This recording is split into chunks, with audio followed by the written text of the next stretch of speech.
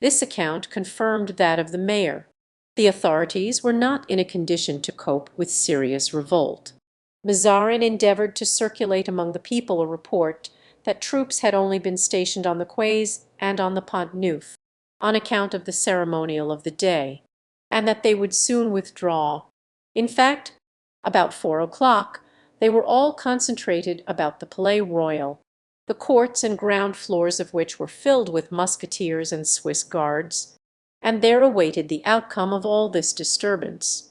Such was the state of affairs at the very moment we introduced our readers to the study of Cardinal Mazarin, once that of Cardinal Richelieu. We have seen in what state of mind he listened to the murmurs from below, which even reached him in his seclusion, and to the guns, the firing of which resounded through that room.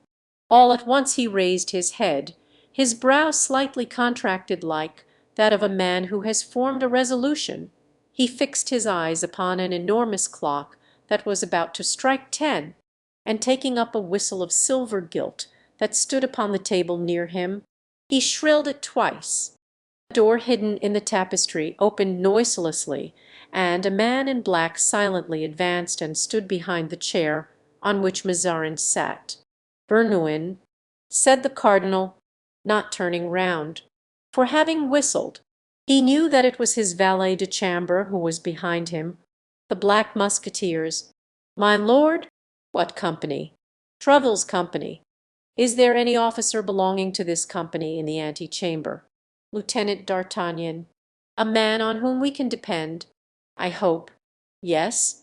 "My lord, give me a uniform of one of these musketeers, and help me to put it on." The valet went out as silently as he had entered, and appeared in a few minutes bringing the dress demanded.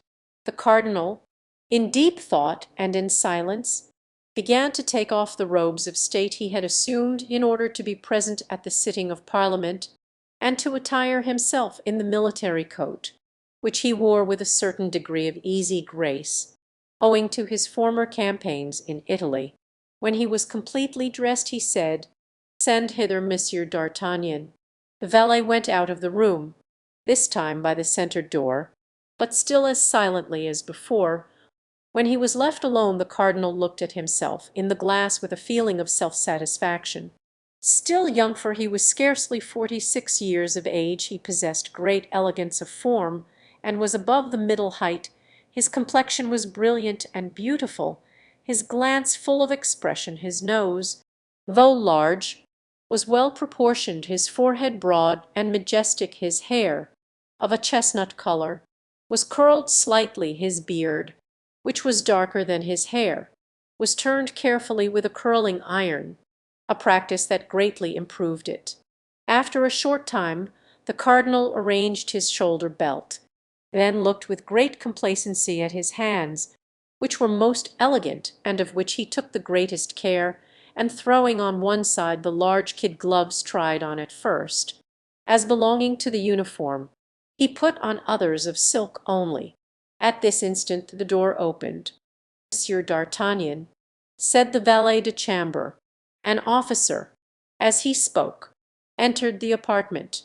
He was a man between 39 and 40 years of age, of medium height, but a very well proportioned figure, with an intellectual and animated physiognomy, his beard black, and his hair turning grey, as often happens when people have found life either too gay or too sad, more especially when they happen to be of swart complexion. D'Artagnan advanced a few steps into the apartment.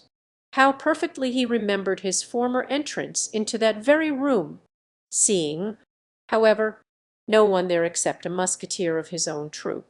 He fixed his eyes upon the supposed soldier, in whose dress, nevertheless, he recognized at the first glance the cardinal. The lieutenant remained standing in a dignified but respectful posture, such as became a man of good birth, who had in the course of his life been frequently in the society of the highest nobles.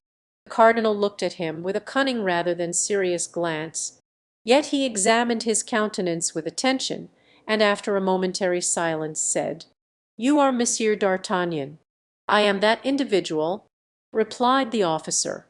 Mazarin gazed once more at a countenance full of intelligence, the play of which had been, nevertheless, subdued by age and experience, and D'Artagnan received the penetrating glance like one who had formerly sustained many a searching look, very different, indeed, from those which were inquiringly directed on him at that instant.